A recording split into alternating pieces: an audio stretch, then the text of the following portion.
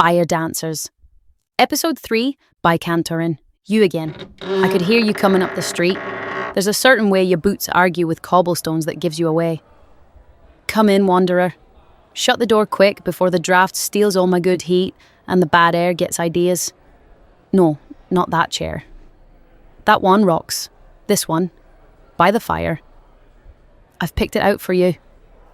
It squeaks like an old ant and threatens to collapse when anyone heavier sits in it, but it seems to tolerate you. Here, take the mug. It's hot, it's strong, and if you complain about the taste, I'll give you a second one until you can't tell the difference.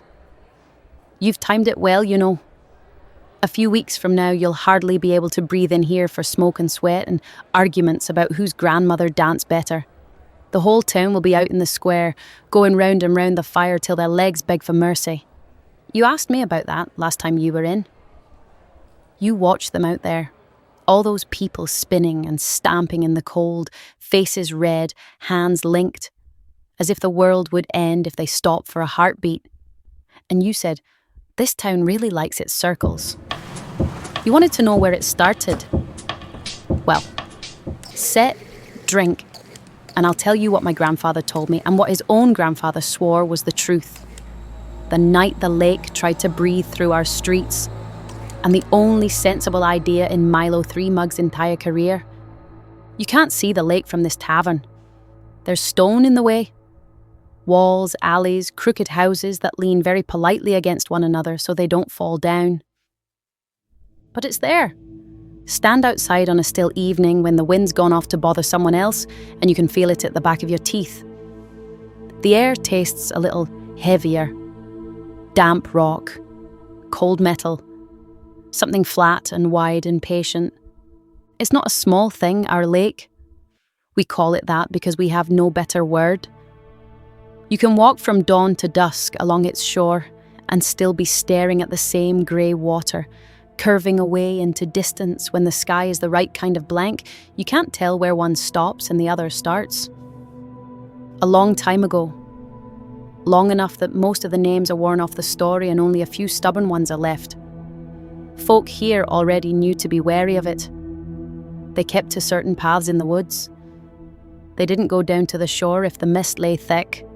They told their children not to throw stones into water they couldn't see the far side of. But the town thought itself safe. We're far enough back from the trees to pretend they don't listen. The houses knot together tight. The streets twist. The walls meet like conspirators. Fires in every hearth. Neighbours close enough to hear you snore. Whatever that big water does, they thought, it can do over there. The lake did not entirely agree. It happened in autumn, as these things always do. The leaves in the woods were half spent, not all gone, not all gold. That in-between state where the forest looks like it can't remember what colour it was trying to be. The days were still mild in the sun, but the evenings had started to get thin around the edges. Doors were open. People leaned in them to talk, catching the last of the warmth as it wandered past. Lanterns swung low over the square. This tavern was younger by a few beams, but it was still full of bad beer and worse decisions. Somebody in the lower streets was the first to notice. The fog's coming in thick, they said. Must be rolling off the lake. Nothing strange in that. The lake likes to keep its own weather.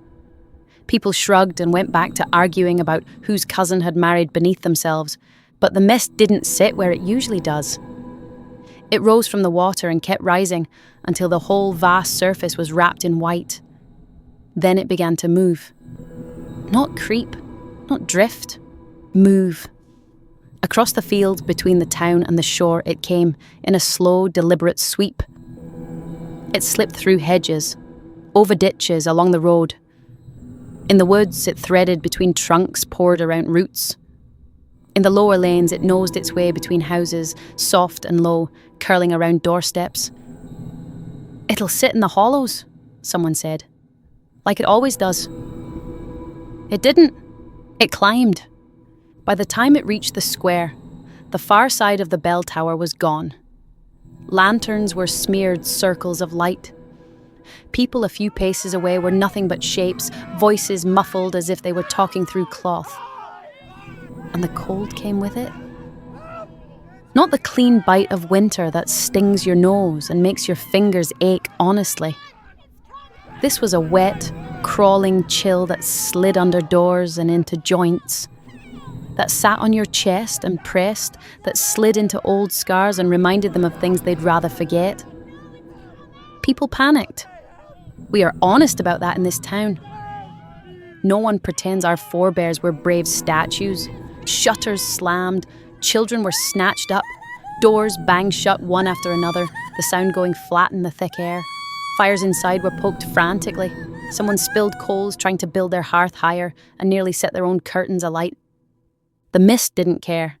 It came under doors anyway. It crawled through keyholes, slipped in past window frames, pooled in corners where the floor dipped. Hearth fires hissed and shrank. In this very room, listen carefully. You can almost hear the echo if you believe my grandfather. The flames went down so fast the whole tavern gasped.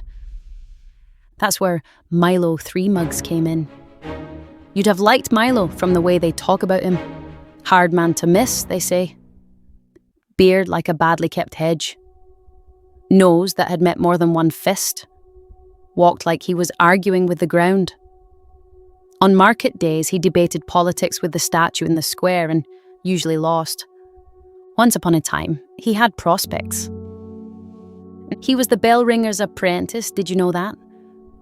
Ran up and down the tower steps like a squirrel.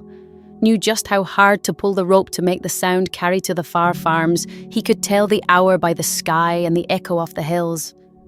Then there was a ladder, and a wet morning, and a foot that went the wrong way.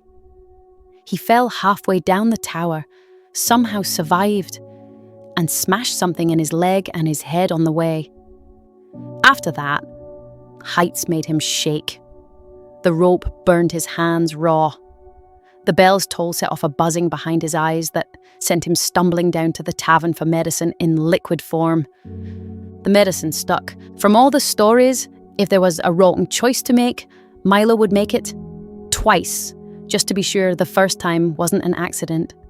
He was the sort of man who could set soup on fire, which is why, as my grandfather always said, it annoyed everyone personally that the one truly sensible thing he ever said saved the whole town.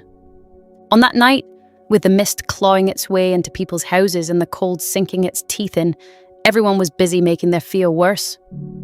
Stuff rags in the gaps, shut the chimneys, sit still and pray.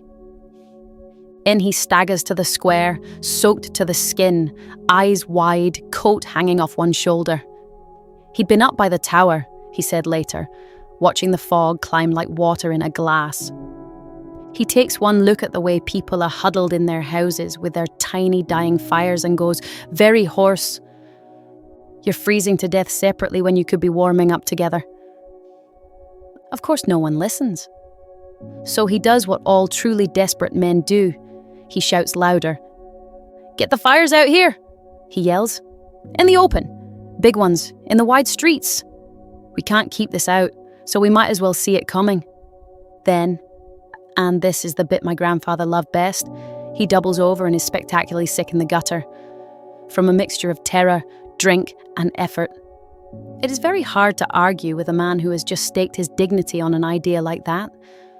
Someone, my grandfather never agreed with anyone about who it was, which tells you half the town claimed it later, says, "He's right, you know." You can tell how bad a night is by how many people agree with Milo. Within minutes, people are hauling chairs and tables and broken stalls out into the square. They're ripping old beams from roofs that should have been replaced years ago, grabbing crates, armfuls of kindling, anything that will burn. Little scraps of flame catch and grow. Coal heaps wake up. Sparks get coaxed into life with hands that shake. Fires rise in the square, in the wider lanes, in the yards between houses. The mist does not like it. From the bell tower, yes, that same one my husband fusses over now, and if you listen to him, He can still point out which stone was already old back then. They say it looked like the town was sprouting suns. From the way my grandfather told it, it felt more like the town was sprouting courage it hadn't known it possessed. They built the fires, and the people came. You've been close to a good blaze on a bad night. You know how bodies arrange themselves without needing to speak. They pressed in around each heap of flame, shoulders to shoulder, hands out, children shoved into the middle, old ones eased into the best spots. The mist frowned. If mist can frown. It thickened at the edge of the light, boiling and billowing, trying to push back. Where the flames flagged, it reached in, curling around ankles, sliding its cold breath up under cloaks. After a while, standing there with teeth chattering and breath sounding wrong in that thick air, someone had another good idea. Move, they said. We have to move, or we'll freeze standing. But there wasn't room to pace properly, not with so many bodies elbow to elbow. And no one wanted to step away from the heat. So, and again, no one can agree who did it first, and everyone's grandmother will swear it was her. One person took the hands of the people next to them and stepped sideways, just a little. Then again, the whole ring around that fire shuffled, a clumsy loop.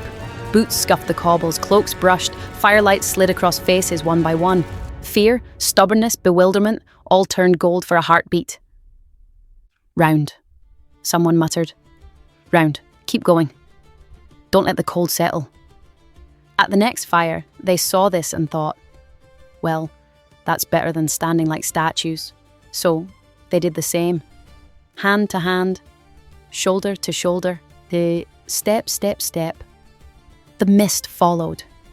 It curled, it reached, it breathed its wet breath, but it couldn't fix itself onto anyone who refused to stay still.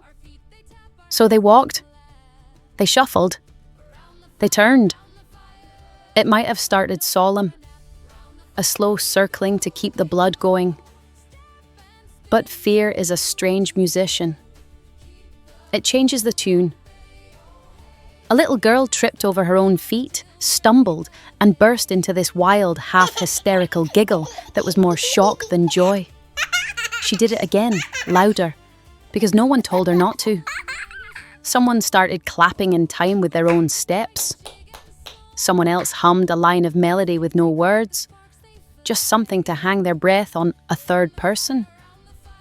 My grandfather would always lower his voice here and say, I'm telling you, it was Milo, though he swore he remembered nothing after the gutter. Tried to howl along and ended up in something like a song. The circles found a rhythm.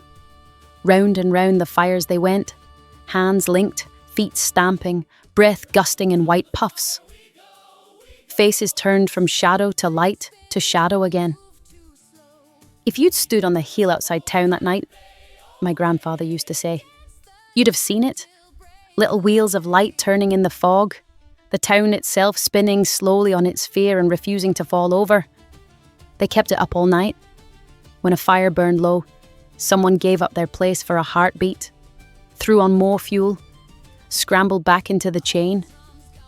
When one person faltered, the others hauled them along until their legs remembered how to move again. The mist pressed in, sulking, but it never quite got past the heat.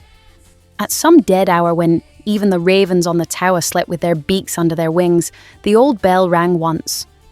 No hand on the rope, just a single flat note dropping down through the fog and into people's chests. For a frozen heartbeat, everyone thought of the lake, of deep booming sounds and things that move under the surface. Then the circles lurched back into motion, faster than before. And somewhere behind the haze, the sky began to lighten. Dawn in mist is a shy sort of thing.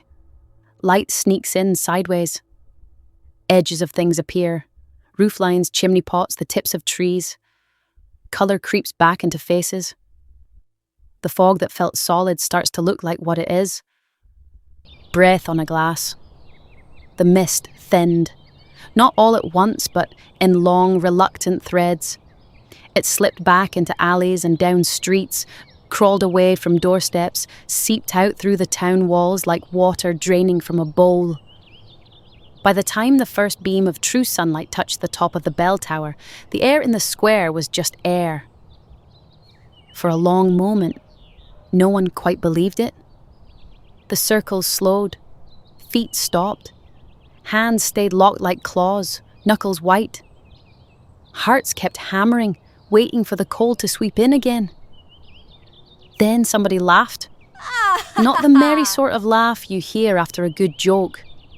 This was cracked and rough, like something breaking and finding it hadn't shattered. Someone else sank to their knees and sobbed.